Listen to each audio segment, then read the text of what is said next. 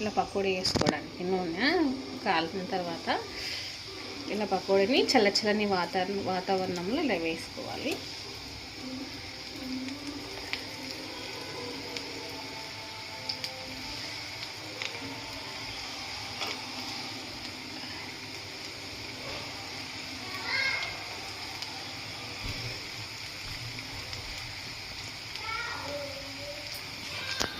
ఇలా ఫ్లిప్ చేసుకోవాలన్నమాట, ఇలా టర్న్ చేసుకోవాలి.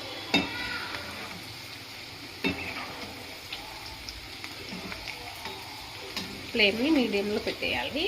ఇలా బాగా లోపల పకోడీ కుక్ అవ్వాలి కదా, మీడియం కంటే కొద్దిగా హైలో పెట్టాలి.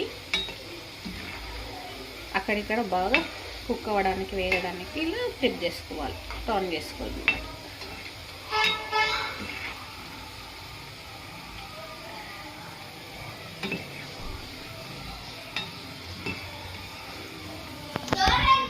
ఇలా చల్లని వాతావరణంలో ఇలా ఇలా పకోడీ వేసుకుంటే బాగుంటుంది. ఇలా ప్లేట్లోకి ట్రాన్స్ఫర్ చేసుకోవాలి. ఇలా పకోడీని ట్రాన్స్ఫర్